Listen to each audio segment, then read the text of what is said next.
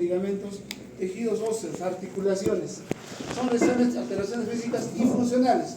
Hay una alteración física que probablemente cuando es recién nacido uno no lo identifica. Si es una buena evaluación, sí. Si tiene algunas pruebas auxiliares como ecografías o radiografías u otras, va a identificar. Pero a veces no son perceptibles. ¿Y en qué momento nos vamos a dar cuenta? Cuando ya el niño tiene una actividad funcional, empieza a caminar. Generalmente allí la mamá se da cuenta. Y a veces no se da cuenta la mamá. Le llevan a un control o por casualidad alguien le ve, tiene las caderitas o los pliegues asimétricos, no dicen nada al caminar. O incluso no se dan cuenta ya cuando empieza a correr. O incluso no se dan cuenta ya cuando empieza a hacer actividad escolar. En el colegio, en el niño, en el jardín o en la actividad escolar, y empiezan a correr, a hacer saltos, algunos movimientos, y allí se dan cuenta, ¿no? Asociados al aparato locomotor, ubicados principalmente en lo que es la columna y miembros inferiores, ¿no?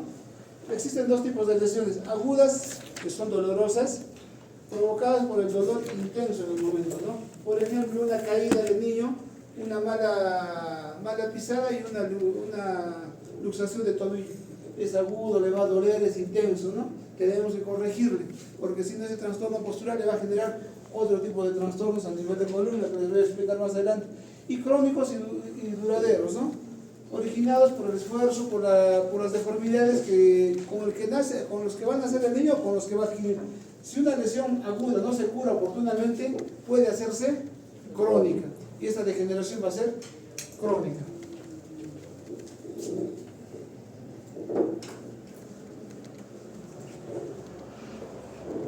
Estos trastornos van a aparecer en la infancia, ¿no?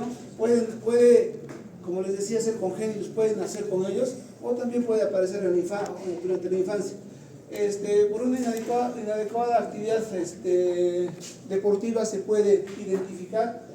A un niño que está en el colegio y no corre, no salta, es un poquito reacio, tiene miedo a correr. El profesor de educación física le indica que corra y no lo hace.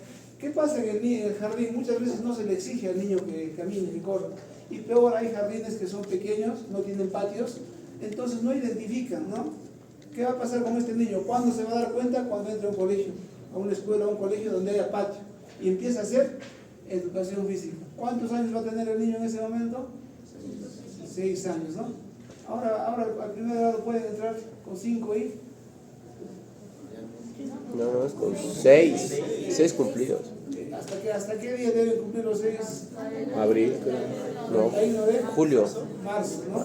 Pero desde este año se ha ampliado al 31 de mayo, creo que es un poquito más se desarrollado.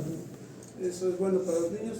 ¿Eso por qué? Porque la maduración, les explicaba la vez pasada, ¿no? La maduración cerebral a esa edad ya el niño es responsable, ya se da cuenta del entorno. Si un niño a esa edad es mañoso es porque está manipulando. Claro, desde pequeñitos los niños son hábiles para manipular a los papás principalmente, a través de llanto, a través de algunos funcionamientos. Pero cuando ya es consciente de esa manipulación, a los 6 años aproximadamente, ya se da asume responsabilidades también, por eso es que entra al primer grado. Y la maduración cerebral más o menos se calcula esa edad. Entonces se ponía como techo el 31 de marzo, ahora se están ampliando hasta mayo, también con esa posibilidad de la evolución del ser humano, ¿no? El ser humano va evolucionando a través de los años y va adquiriendo competencias antes, y es por ello que se está adelantando esto, ¿no? Pues son algunos meses. Entonces en ese momento es que vamos a identificar, ¿no? Entre los 7 y los 26 años, un 30% promedio padecen algún trastorno musculoesquelético. Miren, la tercera parte de la población. De los 50 que estamos acá, unos 15 tendrán alguna dificultad probablemente para caminar, correr, saltar, ¿no? ¿Y eso por qué? Porque en un momento adecuado, en los primeros años de vida, no lo hemos identificado. Probablemente hubieran sido buenos deportistas. Existen factores de riesgo individuales o congénitos, ¿no? Factores de riesgo individuales, pues herencia. Si una mamá o el papá o la familia ascendiente ha tenido displasia de cadera, hay mayores probabilidades para que el hijo tenga displasia de cadera. Por eso la importancia de las preguntas. En tu casa, el papá, la mamá, tus tíos, abuelos, alguien tiene displasia o tiene dificultades para caminar, entonces algo que nos ayuda, ¿no? Dentro del vientre también hay algunos factores que van a contribuir a ello. dentro del vientre materno, ¿qué ayudaría que haya una displasia o un aumento en la torsión tibial interna, que vamos a hablar más adelante? ¿Qué cosa contribuiría a una gestante que aparentemente es normal? Hay dos factores para el alitamiento dentro del vientre de la mamá, ¿no? Uno el espacio y otro el tamaño del producto. ¿Cuál de los factores influiría? Tamaño. El espacio, ¿no?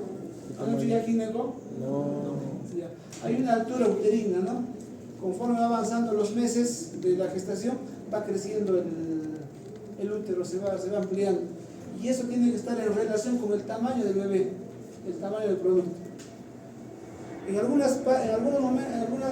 momentos el espacio es pequeño, no hay un crecimiento adecuado. Por eso son los controles permanentes de la mamá cada mes, los primeros meses, y las últimas semanas cada semana. Y midiendo el tamaño del bebé.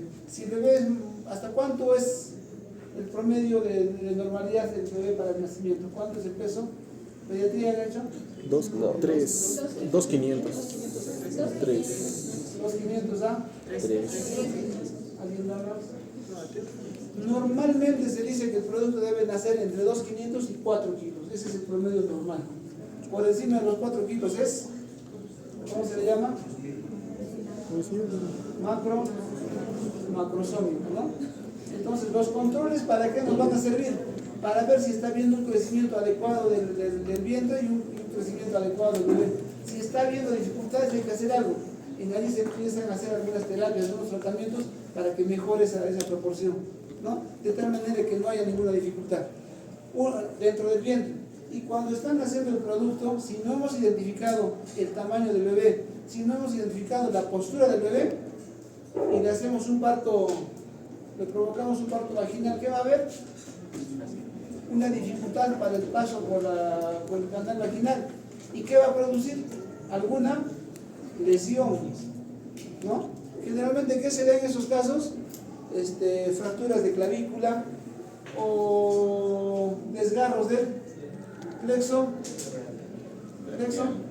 braquial, ¿no? Una monoplejía del miembro superior, derecho o izquierdo. Y eso que va a generar una parálisis en algunos casos extremos. Si el desgarro es significativo y es al inicio, parálisis de, ¿cómo se les llama? Parálisis de ERF y la parálisis de Duchenne, ¿no? Proximal y distal. En algunos casos es mixto, es combinado, es una lesión severa, provoca parálisis permanente y el niño va a tener una monoplejía para toda su vida. Entonces miren los controles importantes que van a generarnos algunos trastornos posturales. La importancia de los controles. Una cosa va ligada a la otra. El control prenatal, los controles de la mamá. Y para ello, si identificamos que el producto es grande, 4 kilos, más de 4 kilos, ¿qué se le va a indicar? Cesárea, ¿no? Y también tenemos que ver el tamaño de la mamá. Esperamos 4 kilos, tiene 3 kilos 900, así puede salir, pero la mamá mide unos 50, unos 40. ¿Qué va a hacer? Hay una también desproporción.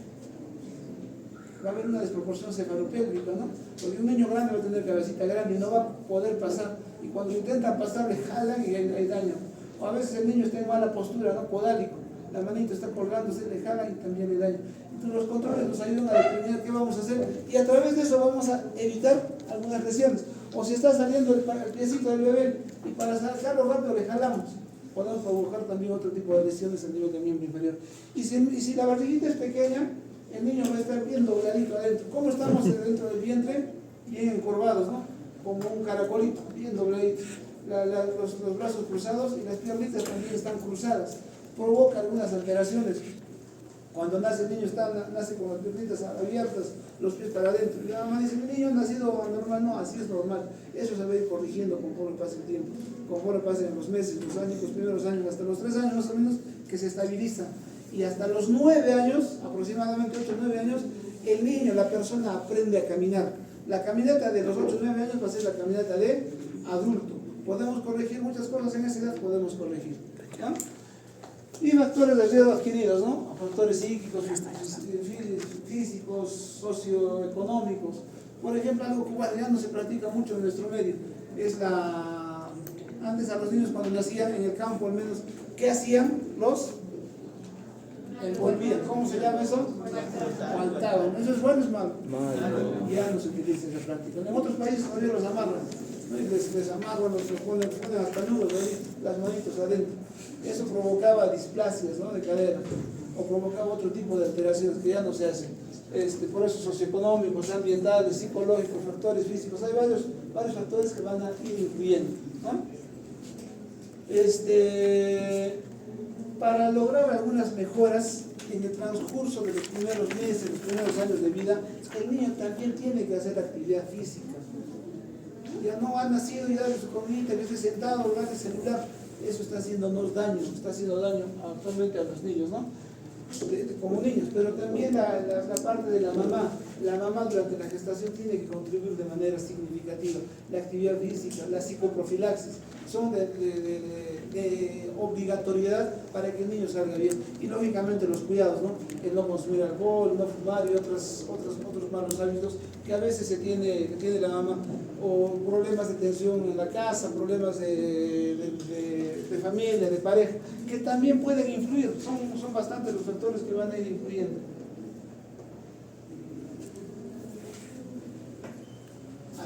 ¿Algún comentario hasta allí? ¿Alguien quiere preguntar algo hasta allí? Con toda confianza.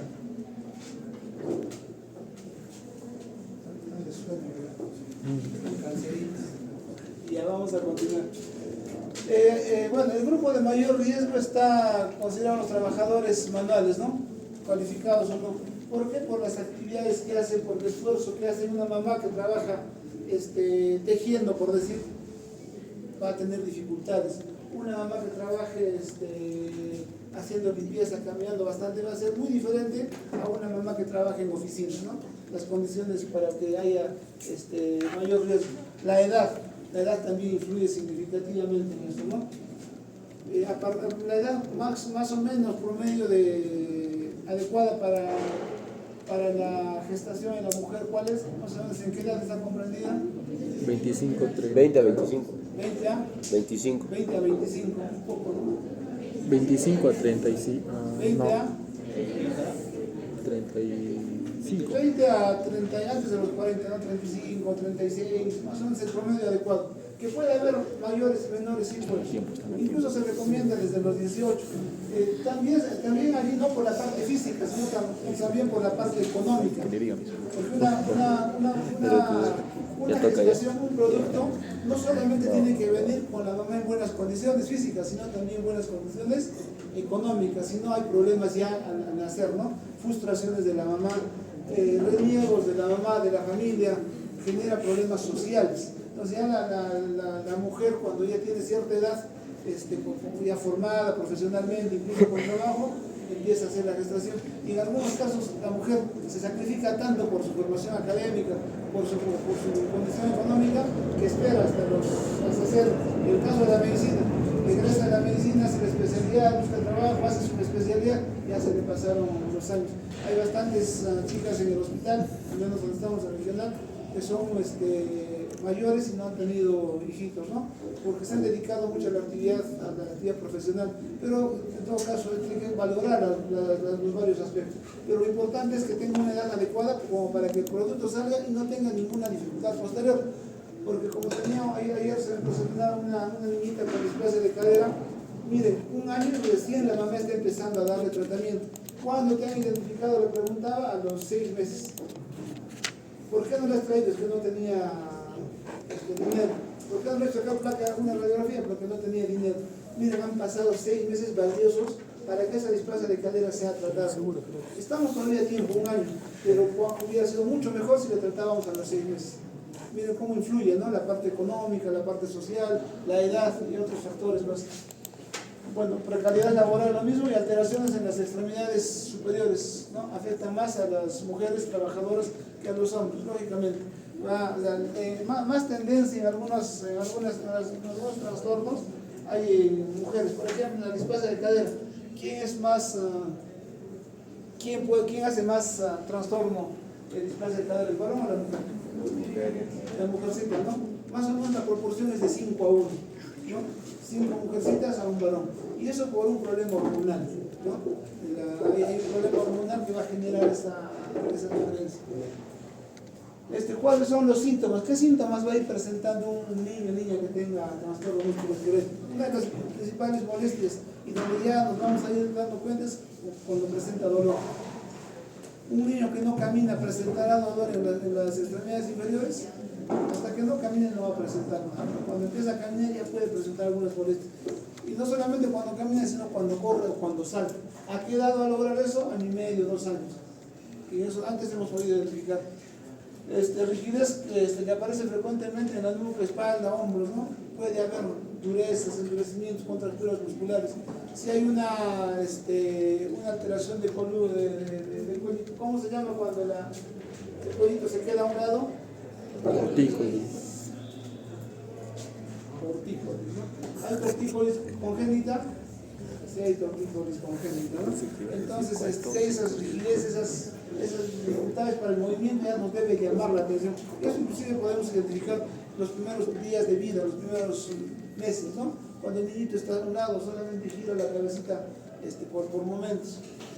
Hormigueo, entumecimiento, adormecimiento en extremidades superiores. Eso un niño no nos va a decir pues, de pequeñito, eso nos dirá ya a los 2 años, 3 años, ¿no? Pérdida de fuerza o capacidad de sujeción, ¿no? Generalmente en la manito no va a tener fuerza, va a tener dificultades para el movimiento. Y pérdida de la sensibilidad en la zona afectada, fatiga muscular. Entonces son alteraciones neurológicas. La pérdida de fuerza, las disestesias, ¿es un problema muscular o neurológico? ¿Por qué vamos a perder fuerza? ¿Porque tenemos un problema muscular o un problema neurológico? Neurológico. Neurológico. ¿Por qué tenemos disestesias? ¿Porque problema muscular o neurológico? ¿Qué son las disestesias? Un ejemplo de disestesias, a ver, un punto. ¿Han hecho neuro o no? Ya se me olvidado de neuro. No se puede soportar la fuerza. Esa es pérdida de fuerza. Disestesias son los trastornos sensitivos. Lo que estamos hablando, adormecimiento, hormigueos, trastornos en la sensación de la sensibilidad. Te tocas la piel, le golpeas un poquito y siente dolor. ¿Qué sería eso? Hiperalgesia, ¿no? Y cuando le toca la sábana, le soba la sábana y le presenta dolor, ¿cómo se llama? Alolinia, ¿no? Esos son trastornos sensitivos, esos son disestesias, de manera general. ¿Es un problema muscular o neurológico? Neurológico, ¿no? Entonces la fuerza, las disestesias son problemas neurológicos. A veces dicen, no tiene fuerza, tiene un problema muscular. Claro, el que nos va a dar la fuerza, la estructura que nos va a dar la fuerza son los músculos. Pero ¿quién comanda el músculo? ¿Quién comanda que funcione el músculo? El nervio, ¿no? El nervio va a determinar. Pero sí, por alguna lesión neuromuscular aguda podemos tener disminución de fuerza. O por un desgarro muscular también puede haber disminución de fuerza. Pero son procesos agudos. En el caso de procesos crónicos es neurológico, ¿no? Para un poco identificar. Por eso es importante preguntar en la anamnesis desde cuándo tienes la molestia. ¿Desde cuándo te molesta? ¿Cuánto tiempo? Eso nos va a identificar este problemita, ¿no? Son conceptos que los vamos a ir tocando también más adelante. Entonces, ¿cuáles son los...? Miren, hay más de 150 tipos de lesiones. Como les decía, a nivel ligamentario, tendinoso, óseo, muscular, articular. Son diferentes tipos de lesiones, ¿no? A nivel ligamentario pueden producirse esguinces, a nivel de tendones, tendinitis. Entesitis, ¿dónde se van a presentar las entesitis? En el tendón con el hueso. En la unión, ¿no? Unión hueso-tendón se llama éntesis. Entonces ahí se presentan las entesitis. Luxaciones, fracturas, neuropatías. Y estas, identificando a qué nivel están, se van a presentar más de 50 lesiones en todo el cuerpo. Y eso hay que ir identificando, sabiendo. Para eso es importante la anatomía. La anatomía y la funcionalidad. Para saber un determinado nervio qué zonas están inervando y esos músculos qué funciones tienen, ¿no? Lo que hemos estado hablando la vez pasada, vamos a ir repasando esto. Para ello les voy a pedir que vayan repasando fuerza muscular, rangos articulares, ¿no? Y ahí funcionalidad muscular. qué músculos están encargados de realizar una determinada función. ¿Dónde van a encontrar eso? En el Daniels. ¿Conocen el Daniels? Hay un librito que nos va a orientar, ¿no? Y es bien resumido, la función, la estructura y las características del movimiento.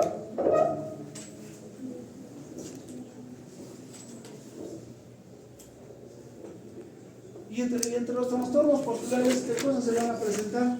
Hablábamos de la columna, ¿qué cosas hay en la columna? Escoliosis. ¿Qué es la escoliosis? Desviación. ¿En qué plano? ¿En qué plano es la desviación? ¿Frontal o sagital? ¿En el plano? Frontal, ¿no es cierto? Cifosis. ¿Qué es la cifosis? Es la curvatura anterior o posterior de la columna. La convexidad se da hacia adelante o hacia atrás. Hacia atrás. Hacia atrás. ¿Hay cifosis normal? Sí. ¿Fisiológica? Sí. ¿Qué parte de la columna tiene cifosis fisiológica? Columna. La torácica. A ver, la torácica y la sacra. Y la lordosis, que es lo contrario, la lordosis fisiológica, ¿qué estructuras tendrá? La cervical y la lumbar. La lumbar. ¿No? Pero cuando nacemos con una sola curvatura. ¿No han visto cómo han nacido? ¿No se acuerdan? Gracias. No había espejo. Bien dobladito, ¿no? Y bien arqueadito. Hay una sola cifosis fisiológica del nacimiento. Es normal. No nacemos con la columnita ya en ese. No entraríamos en la barriguita de la mamá. Entonces, cifosis fisiológica. Vamos a ir realizando todas esas cositas, ¿no?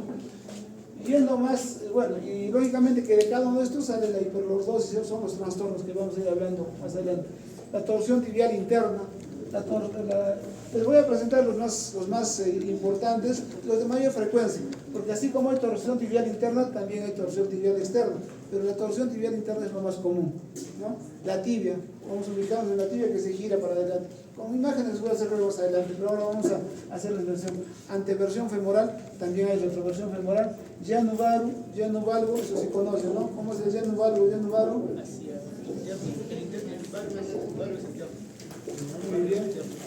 Claro, se cierra, eso vamos a ir más adelante. Llano recurvatum, llano flexo, pie plano, pie cabo, ¿no? Y dentro de eso también hay está la displasia, pero la displasia vamos a tocar un capítulo aparte, es importante destacar este tema. Entonces, con algunos compañeros hemos estado viendo los ejes y los planos para un recuerdo. Tenemos 3 ejes y 3 planos, ¿no?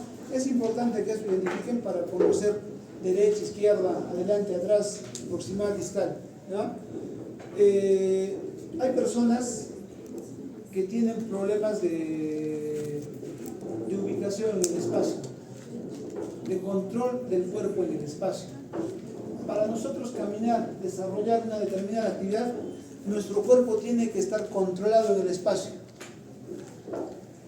¿Nacemos con esta cualidad o aprendemos?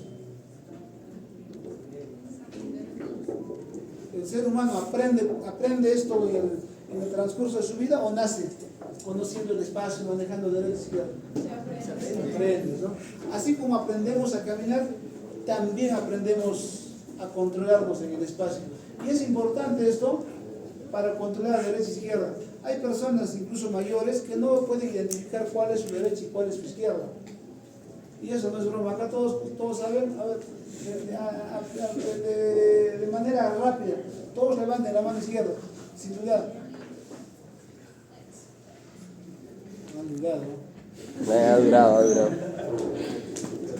Hay personas Era la otra que izquierda. ustedes le preguntan cuál es su La otra derecha y no izquierda. saben. Son mayores, incluso personas profesionales, y no conocen muy bien cuál es su derecha y cuál es su izquierda. Eso tiene implicancias, inclusive psicológicas, inclusive intelectual. Hay dificultades para controlar los logros y tienen dificultades en el aprendizaje. Por eso es que desde niños hay que, eso se llama estimulación, neurosensorial, lo que hace en los jardines ahora, ¿no? Educación psicomotriz, todos los términos ayudan para que esto no sea así. Entonces tenemos tres ejes y tres planos. El eje, eje cráneo caudal o eje vertical, una línea nos trazamos, ¿no? De arriba para abajo. Cráneo caudal o también llamado próximo distal, ¿no? O céfalo caudal, no son diferentes denominaciones. En algunos casos lo más común es próximo distal, pero bueno, es diferente forma. El eje lateral, de izquierda a derecha, de izquierda o de derecha a izquierda, ¿no? Nos va a cruzar el brazo,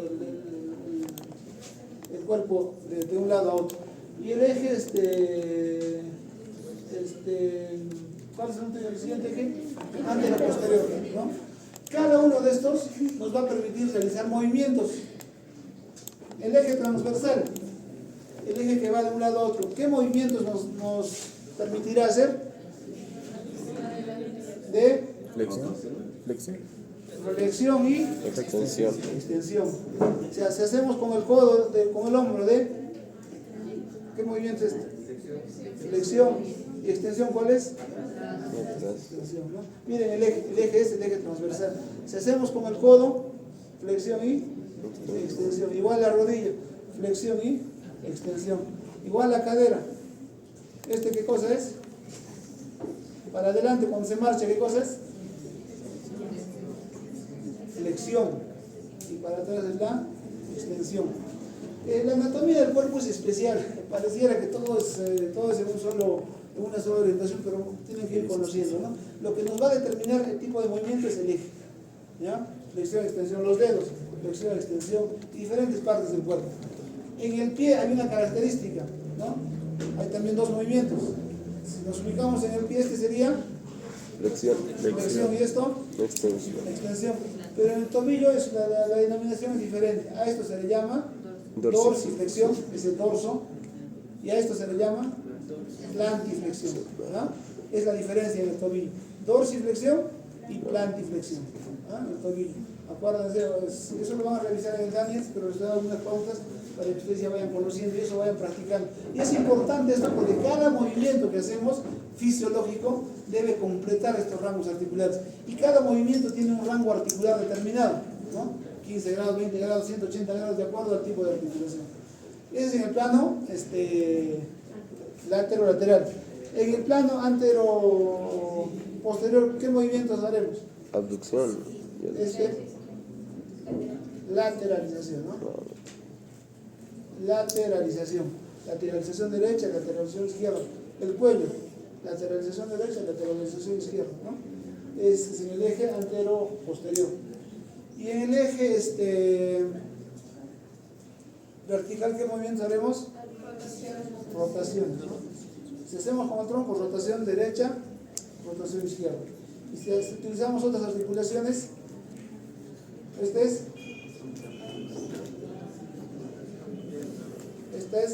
abducción y aducción, ¿no? Abducción y aducción. Poco a poco vamos a ir practicando más, ¿no? Y todos los segmentos corporales. Si abrimos la pierna, abducción, y si cruzamos, la abducción es el alejamiento de la línea media, es abducción, y el acercamiento de la línea media es la aducción, ¿no? Entonces es el eje, ¿con qué eje trabajamos? Cráneo caudal. O sea, son movimientos que se van a ir dando en diferentes planos, en diferentes ejes, perdón. Y los ejes, que también son importantes, los ejes para identificar algunos otros, los planos. Tenemos tres planos, ¿cuáles son? Sagital. Sagital nos va a dividir el cuerpo en derecha y izquierda, ¿no? Izquierda, derecha. El plano coronal o frontal nos va a dividir en anterior y posterior. Y el plano transversal que nos va a dividir en superior e inferior. superior e inferior, ¿no? Entonces esos planos y ejes, manejémoslo bien. Esto les va a servir para diferentes partes de vuestra, ya cuando hagan la especialización neurocirugía, traumatología, cirugía, principalmente en esos casos, ¿no? Pero también en algunas áreas atrás. sí. Sin Y va a levantar. ser una pregunta de examen, revísenlo bien. Ya les damos una pregunta de examen. Entonces, la postura correcta, ¿qué vendría a ser? Aquella que tiene, a ver, miren, la postura correcta, aquella en la que se hace el menor esfuerzo. El cuerpo no debe cansarse. Aquella en la que es cómoda, no fatiga y permite la libre ejecución de la actividad. Si en algún momento empieza tu cuerpo a cansarse, se empieza a incomodar, no puedes hacer algún movimiento y ya hay alguna alteración. Pero si tu cuerpo es totalmente libre para hacer su actividad sin ninguna molestia, sin cansancio, cómoda, esa es la mejor postura. Y hay algunos parámetros, ¿no? Para medir esos parámetros utilizamos una tabla. Medimos en esa tabla las distancias que hay de la espalda, de la columna dorsal hacia el plano. Hay un eje que vamos trazando desde el techo de la cabeza para ir midiendo con plomadas. Hay algunos instrumentos que vamos utilizando, ¿no? Y eso nos va a determinar de manera física si hay alguna alteración o no. Pero uno mismo, ¿cómo va a identificar? Cuando no hay ninguna de las molestias, ¿no? Ahora, esa postura correcta no solamente es de manera vertical, también es horizontal cuando dormimos. Tiene que haber una postura adecuada para dormir. Si en algún momento nosotros al despertar o durante la noche tenemos algún cansancio, alguna fatiga, alguna incomodidad, quiere decir que nuestra postura es incorrecta. Tenemos que corregir.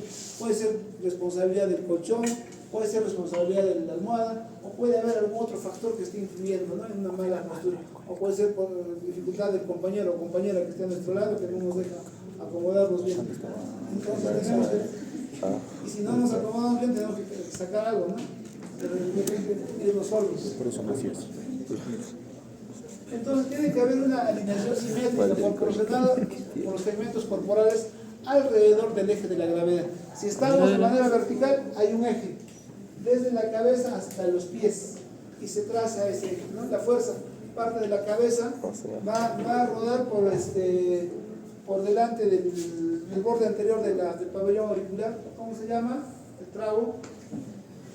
Sigue bajando un poquito por delante de los hombros, ligeramente delante de las rodillas, y va a caer al punto medio entre los dos pies ligeramente abiertos, ¿no? Más o menos hay un eje así de gravedad. Si eso cambia un poco para adelante, para atrás o para uno de los lados, ya está viendo alguna alteración. Hay unos aparatos que miden ello, ¿no? En el Cusco no tenemos, en Quilma hay unos aparatos especiales que logran medir esas diferencias. En algún momento vamos a ver. Sin embargo, no somos simétricos. Como seres humanos, es bien raro que la persona tenga los segmentos bien simétricos, ¿no? Generalmente, una extremidad, un brazo es más largo que el otro. Si ustedes se han dado cuenta cuando se ponen el saco o la chompa, en algún momento van a darse cuenta que un lado es más corto que el otro, ¿no? Que la manga se va en unos lados un poquito más que en el otro. Igual en las piernas, hay una ligera diferencia. En los ojos hay diferencia. Cuando uno se mide la vista, un ojo mide un poquito más que el otro, o menos que el otro. Los oídos, uno escucha más que el otro. Entonces, ¿eso dónde vamos a determinar? Con las mediciones que se hacen, ¿no? Cuando hay una dificultad medimos, y es tolerable, fisiológicamente es aceptable, así puede vivir la persona. En los miembros inferiores se acepta como normal hasta 1 centímetro de diferencia, hasta 10 milímetros de diferencia entre los miembros inferiores. Hay deportistas de alto rendimiento que han tenido esa diferencia y son muy buenos deportistas. En los pies también. Pero nosotros, como compramos los zapatos o 40, 41, 42, 43, una sola talla, o las chicas una sola talla, entonces uno no se da cuenta a veces, ¿no? ¿Dónde se da cuenta? Cuando son deportistas de alto rendimiento. Hay grandes deportistas que sus zapatos tienen que hacerse a medida, un zapato más largo que el otro, entonces les tienen que fabricar a medida para que sean exactos, y en ellos sí, pues una diferencia de su zapato no adecuada le puede generar dificultades para su rendimiento, ¿no? Tienen que rendir al máximo. allí sí se identifica de manera precisa estas diferencias y se les tiene que tratar para que sus logros como deportistas sean buenos, porque ellos son de alto rendimiento, ¿no? Entonces no hay simetría y no se preocupen si de esa simetría.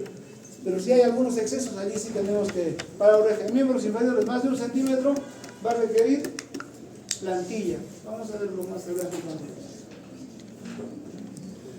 Ya empezando por las dificultades de hombro, de columna vertebral. ¿Vamos yendo bien? ¿Alguna pregunta, alguna duda hasta aquí, algún aporte? Compartan vuestras preocupaciones, dificultades.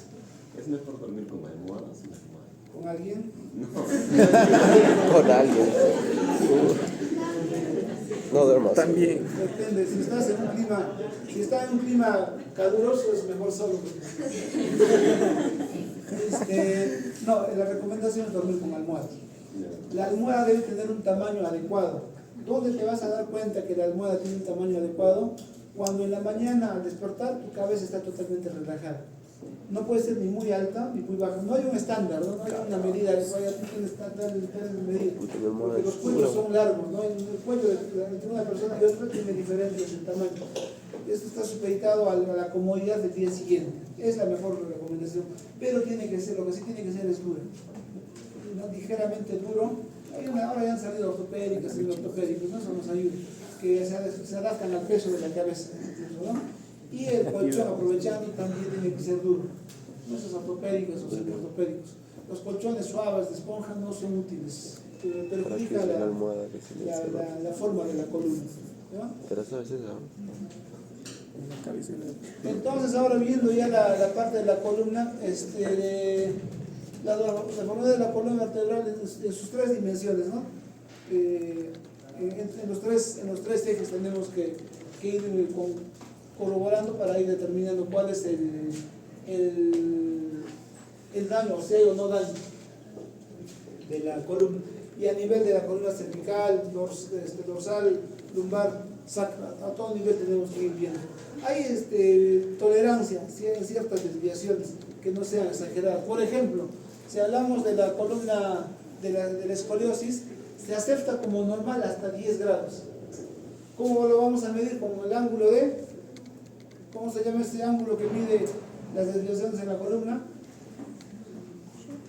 El ángulo de Kof, ¿no? El ángulo de Kof que va a medir las angulaciones que va a formar la escoliosis. En un rato en una plaquita les voy a enseñar cómo se mide ese ángulo de Kof. Y eso nos ayuda a identificar cuánto de desviación tiene. Hasta los 10 grados se considera como normal. Hasta los 20 grados la terapia, solamente terapia. Después de los 20 grados se recomienda por C. Y a partir de los 40 grados cirugía. ¿No? Más o menos parámetros que nos ayudan a determinar qué debemos hacer con el paciente, ¿no? Los corsés son de diferente tipo, que también lo vamos a ver más adelante. ¿Y cuáles son las características básicas para que ustedes puedan identificar? Bueno, además de la escoliosis, también vamos a poder encontrar rotaciones. El eje vertical, la vértebra va a rotar ligeramente, ¿no? No solamente se va a desviar, sino también va a rotar. Se llama rotoescoliosis. Generalmente va acompañada la rotación de la escoliosis de la rotación.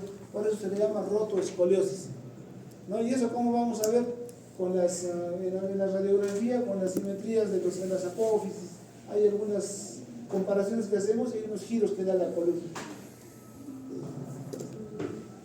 ¿Qué cosas vamos a ver en una persona para evaluar? En un niño, empezando por un niño. Lo primero para evaluación de columna es presentar el dorso descubierto. No vamos a poder evaluar con un polo o con una camisa, ¿no? Tiene que estar descubierto. En el varoncito, bueno, sin polo, y en la mujercita, siempre con el brasier, ¿ya? Y una recomendación más, aprovechando el tema. Cuando evaluemos a una mujercita, incluso al varón menor de edad, siempre tiene que estar acompañado de familiar, una persona mayor, el papá o la mamá, o una hermana mayor, o un tío o una tía, ¿ya? Nunca, por recomendación, nunca evalúen solos ustedes o solas ustedes. tantas cosas se han presentado que te pueden acusar de tocamientos, tanto al varón como a la mujer. El niño a veces o la niña ya va con otra intención, ¿no? No conocemos qué tipo de personas vienen. Como recomendación siempre, ustedes tengan una consulta, tiene que haber una persona mayor. Y si el niño o la niña ha acudido solo o sola, llamen al técnico, llamen a alguna persona o colega que les acompañe. A una persona le puede engañar, pero a dos ya no va a engañar, ¿no? O sea, es más difícil en el tema legal. Al menos si son varones con niñas es bien delicado, ¿no? Puede haber cualquier interpretación mala. Y se ha dado, le dices quítate la ropita para examinarte, no, me han quitado la ropa y puede presentarse a otras interpretaciones, ¿ya? En todo caso, eso como recomendación. Entonces, vamos a fijarnos 3 elementos básicos para la evaluación de columna, la evaluación de desviación de escoliosis. El desnivel de hombros, ¿no? Le ponemos mirando hacia la pared, para la evaluación, o de frente también, pero generalmente para la evaluación es mirándole la espalda, ¿no? Desviación de hombros.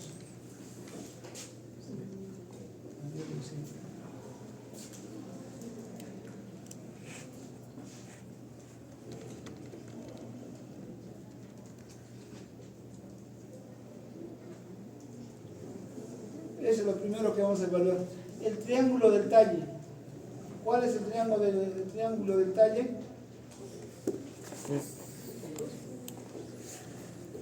Es el triángulo que va a formar el tórax, la parte del abdomen y el brazo. Hay un triángulo acá. Ese espacio. ¿Habrá simetría en la imagen? No. Entonces ya esta es una imagen bien marcada, pero también cuando es leve la escoliosis, ahí van a chequear, ¿no? Entonces hacen parar recto, atención, como se estaría en el cuartel, bien rectitos, y ahí se va a identificar el triángulo del talle. Y el test de Adams. ¿Cómo es el test de Adams? Cuando se agacha. Agacharse, ¿no? Con las piernitas estiradas, sin doblar las rodillas. ¿Le haces qué movimiento?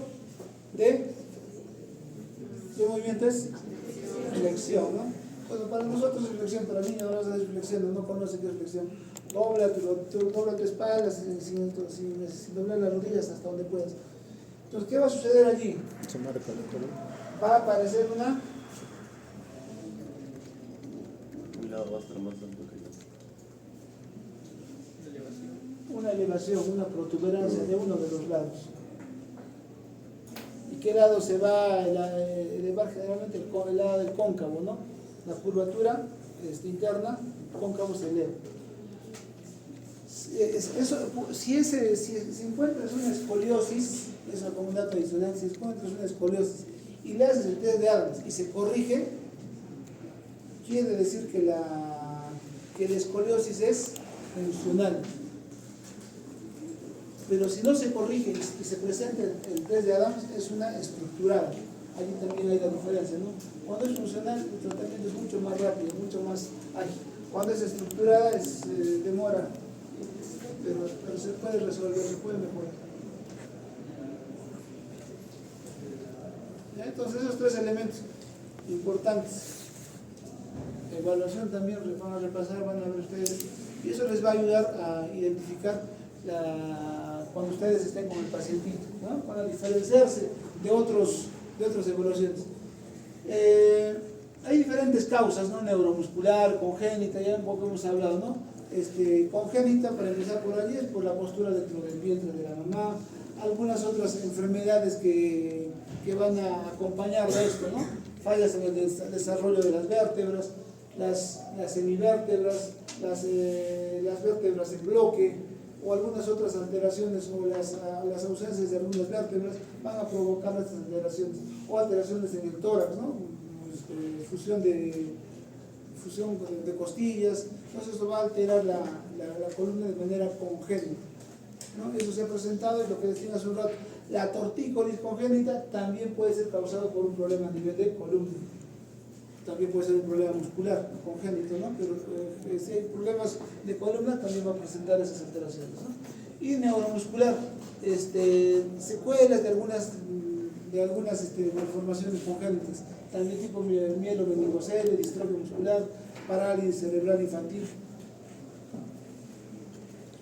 y asimetrías marcadas en la longitud de miembros inferiores. Si hay una asimetría de más de 1 centímetro, 1,5 centímetros, va a tener influencia significativa en la columna. Como compensación a esa diferencia marcada, la columna va a escoliosarse a uno o a otro lado, ¿no? Eso es corregible, sí, si la identificamos a tiempo. ¿Cómo vamos a corregir esa escoliosis? Colocando una plantilla para nivelar los miembros inferiores. Cuando se colocan las plantillas, nunca se coloca para que alcance el nivel que le falta. Tiene que colocarse siempre con una diferencia, porque si le colocamos con el mismo nivel, va a generar otro daño posterior, ¿no? Entonces tenemos que ponerle una alza, se llama alza, ¿no? Alza posterior de la plantilla. Si por ejemplo es 1 centímetro, 1.5 le ponemos 0.7, 0.8, casi la mitad, no se le carga con todo, ¿no? Como recomendación.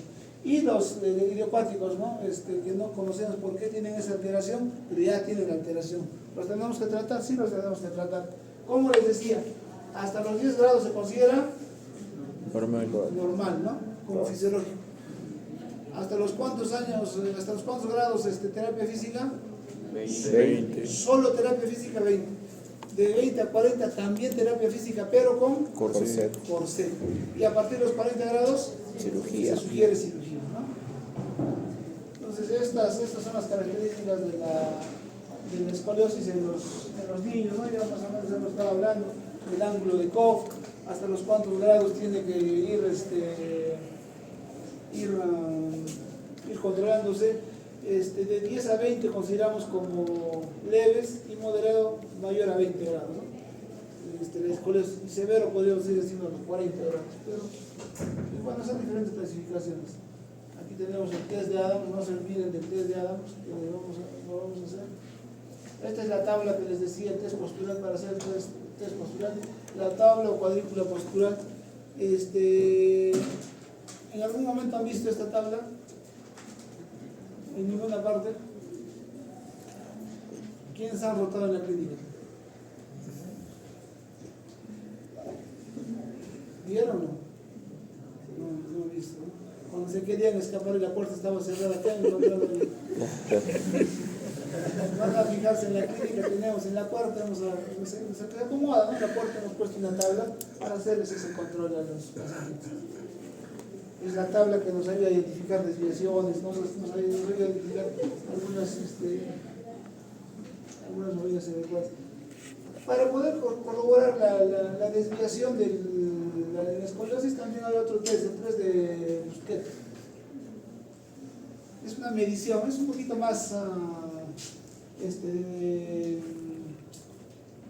detallado para hacerlo, nos ayuda, pero también es funcional, pero el test ya nos reduce, ¿no? Los tiempos. Tenemos que utilizar unas medidas, ¿verdad? Mediciones, ponemos puntos de referencia y luego medimos cuánto ha variado ese punto al moverlo. Y eso nos va a ayudar a determinar unas cosas. No es muy funcional, pero como referencia. ¿No? ¿Qué tratamientos tenemos? ¿Se puede tratar? Sí se puede tratar, ¿no? La parte importante que nos corresponde a nosotros como en la parte de rehabilitación es el tratamiento. Pero es importante la identificación, ¿no? Y hay diferentes tipos de ejercicios. Eso lo vamos a ver en las terapias que ustedes están acudiendo. Allí van a identificar qué tipo de ejercicio es, ¿no? Como recomendaciones, ¿qué hacemos nosotros? Directamente nosotros no hacemos la terapia. ¿Quién hace la terapia? Es el Tecnólogo médico. licenciado. El médico hace los procedimientos médicos, fisiátricos, como fisiatra nosotros.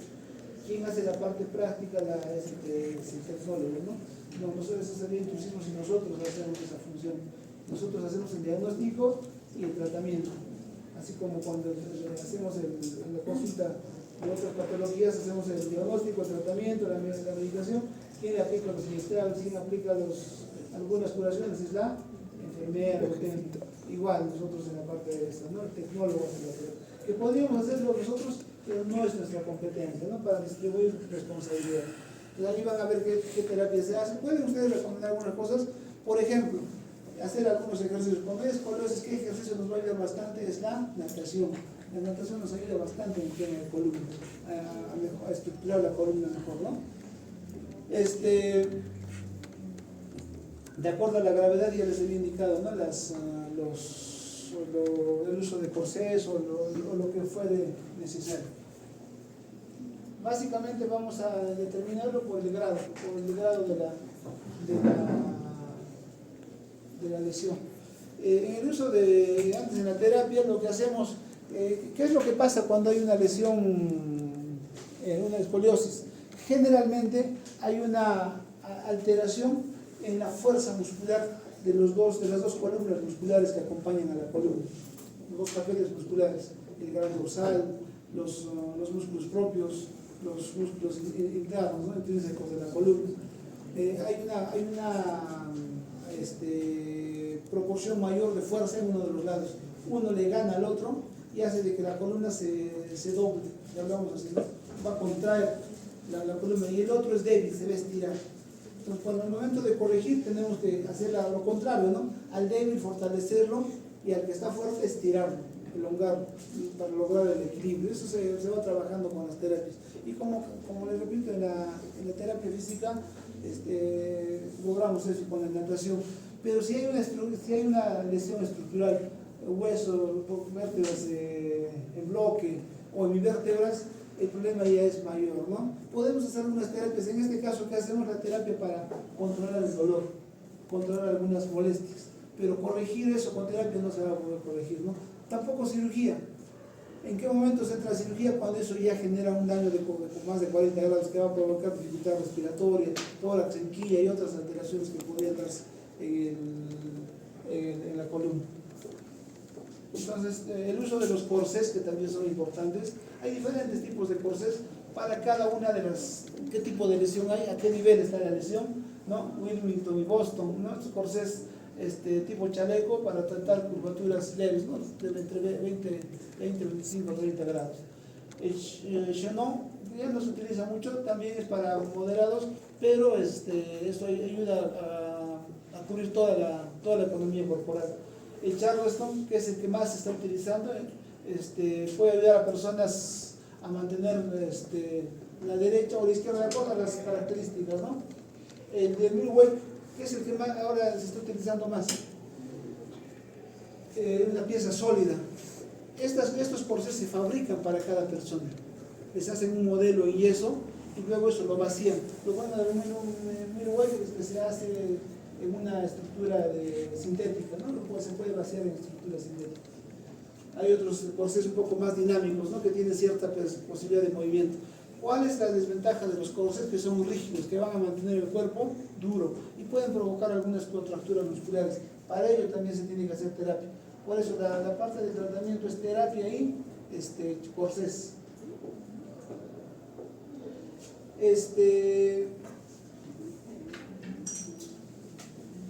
Vamos a aprovechar en esta parte para hablar de otro tipo especial de sentidos y de receptores que tenemos en el cuerpo, ¿no?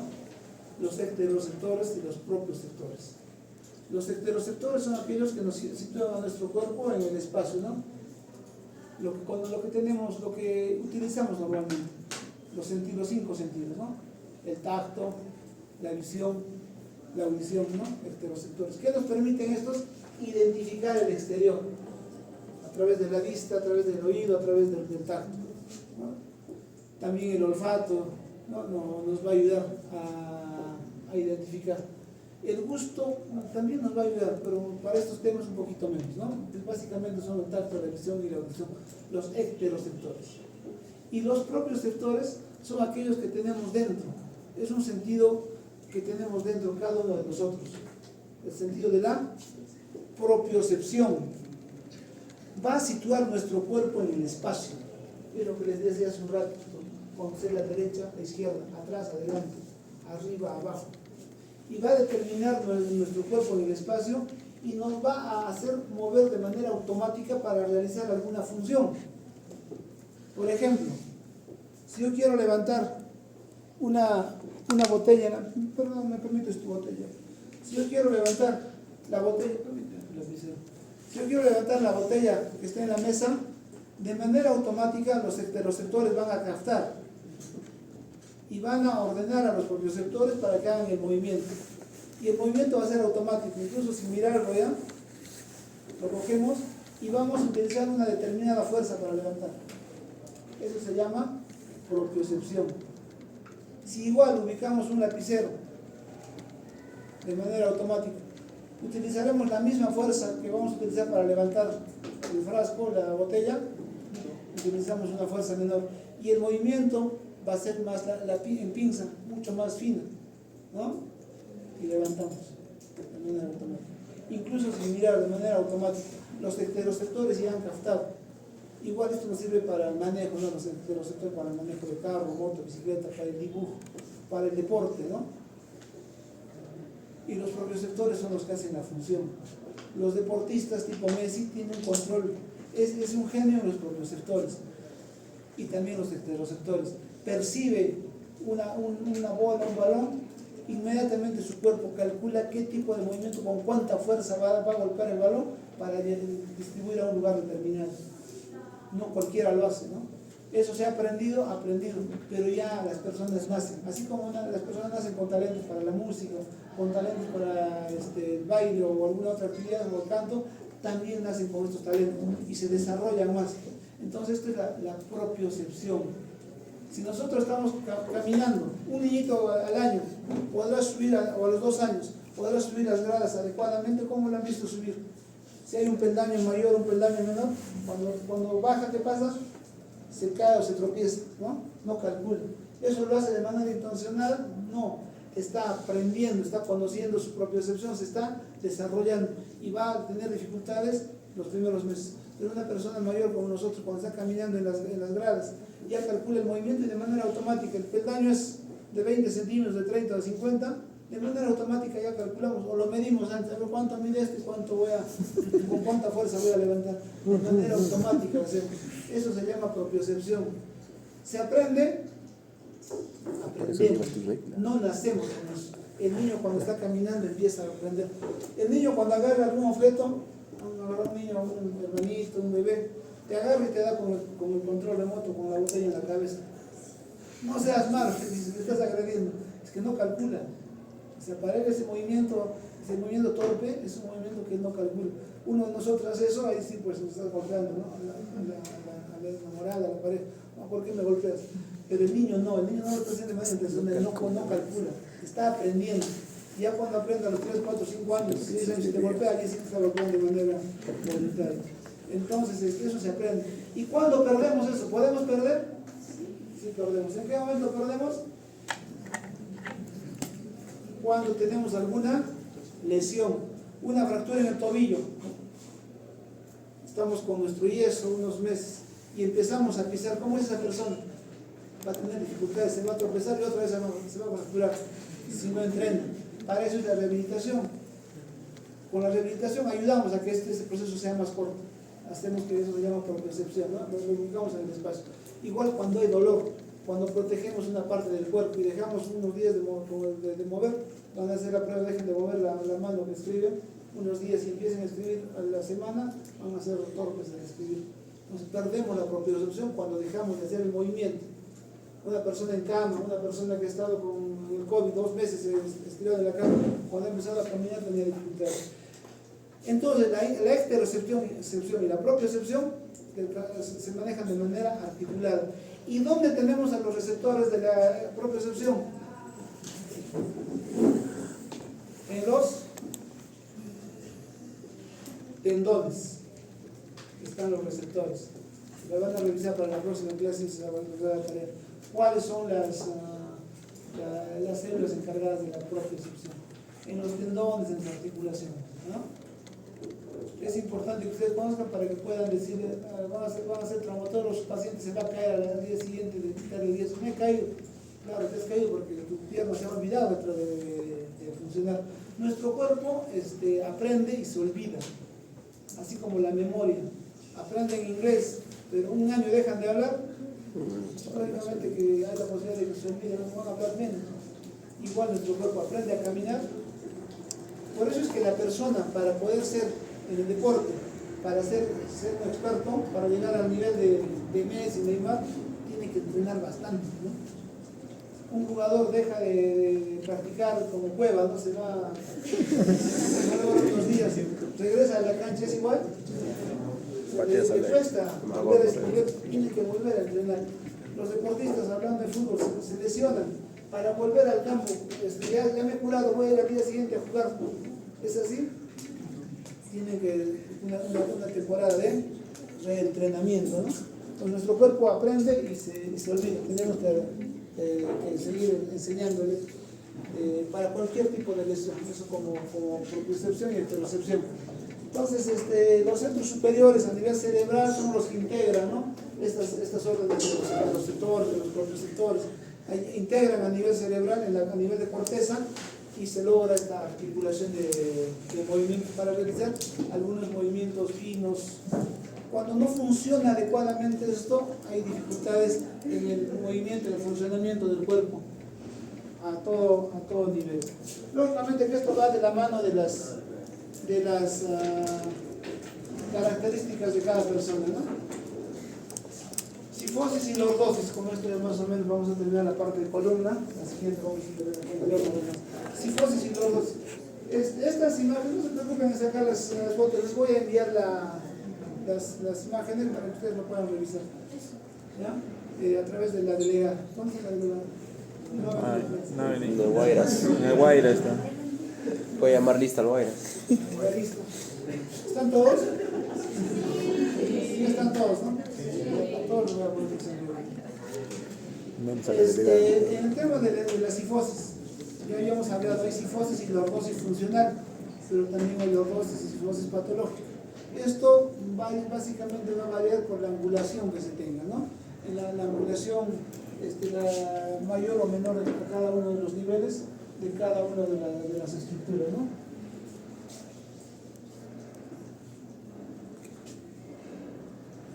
Sifosis postural, el tipo se origina cuando las personas afectadas tienen una mala higiene postural. ¿A qué le llamamos higiene postural? Al sentarse mal, ¿no? Al sentarse a un lado, al sentarse echados.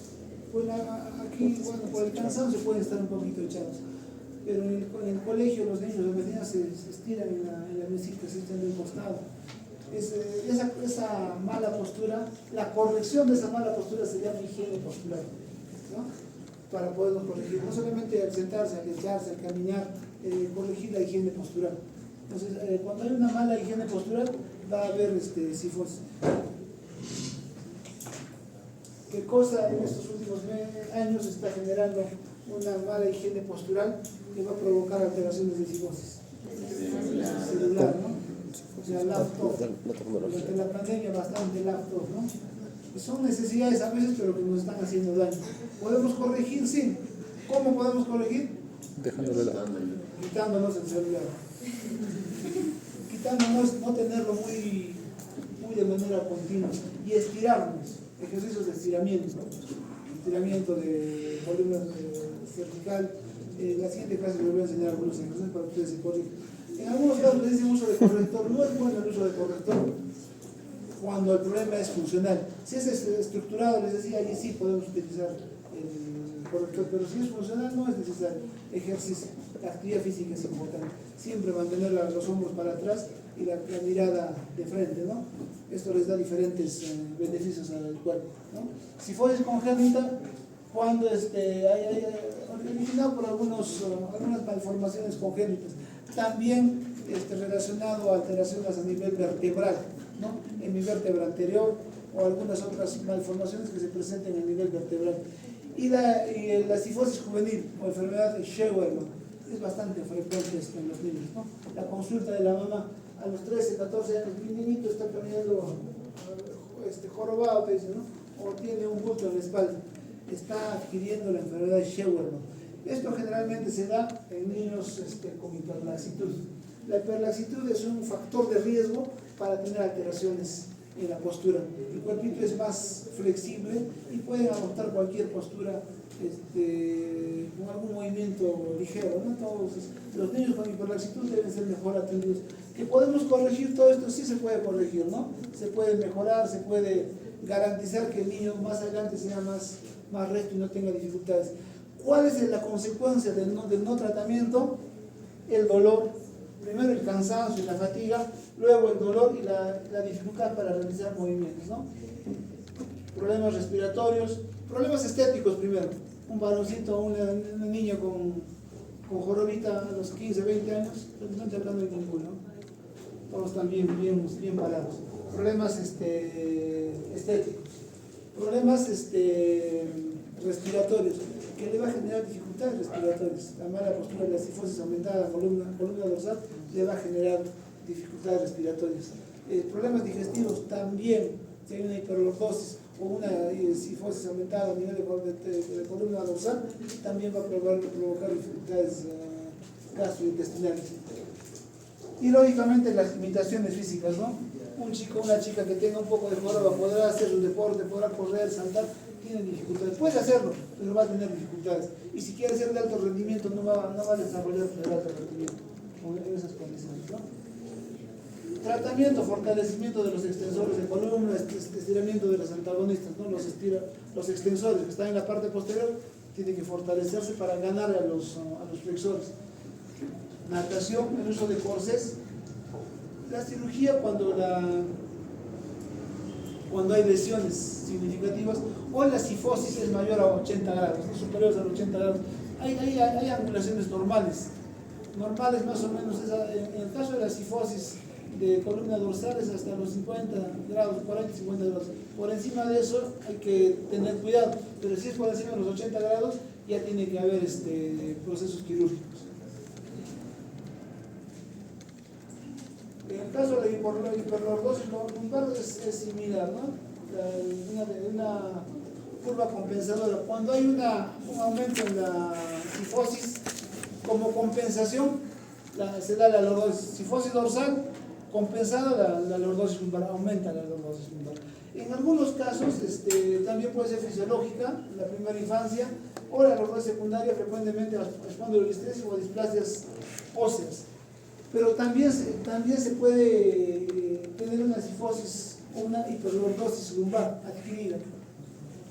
¿Quiénes tienden a aumentar la lordosis lumbar?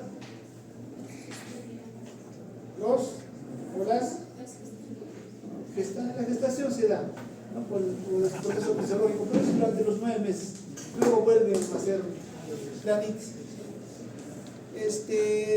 En el caso de las chicas, cuando hacen ejercicio, intentan sacar un poquito más de derrier, se provoca un aumento de la cifosis, de la lordosis. Los que toman café, ¿no? La columnita lumbar se va a angular bastante. Que puede ser estético, ¿no? Pero con el tiempo hay la posibilidad de que les genere molestia, dolor, contracturas musculares. Entonces, si hay esa postura, tiene que haber ejercicio permanente para lograr un equilibrio, ¿no? Esas son características que la misma persona va a ir desarrollando. El ser humano tiene la capacidad de deformar su cuerpo. No tenemos la capacidad de deformar nuestro cuerpo, de hacer, de acuerdo a las necesidades, incluso de deportistas, hipertrofiar algunos segmentos corporales. Ustedes ven a un levantador de pesas, cómo es su espalda, ¿no? Tiene desarrollados ¿qué estructuras musculares generalmente tiene desarrolladas? A nivel de tórax, pectorales, miembros superiores, ¿no? Bien desarrollados. En cambio, un deportista que hace carreras, saltos, desarrollará más miembros inferiores, hipertrofia de los miembros inferiores. Los nadadores también hipertrofia de miembros superiores todos. Entonces el cuerpo se va adaptando de acuerdo a las necesidades. Igual en la parte estética, ¿no? Los fisicoculturistas en la parte estética desarrollan algunos segmentos corporales, acondicionando otras partes. En todo caso, el cuerpo es adaptable. El cuerpo tiene esa virtud, el ser humano lo puede formar de acuerdo a su gusto. Pueden ser delgados, pueden ser gorditos. Incluso ahora con la tecnología, hasta la talla se está aumentando, ¿no? Con tecnología. Y eso es bueno, pero también condiciona otros factores, ¿no? A ver, hasta aquí llegamos con el tema de los Vamos a la siguiente semana a hablar un poquito más de evaluaciones y tratamiento, ¿no? ¿Alguna pregunta?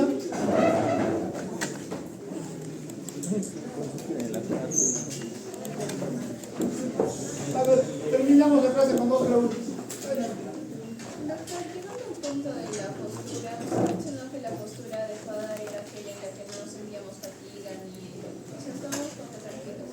Pero, por ejemplo, en los niños se mencionaba que cuando son pequeños están ahí tirados en la carpeta, se sienten más cómodos en esa postura, entonces no sería una postura.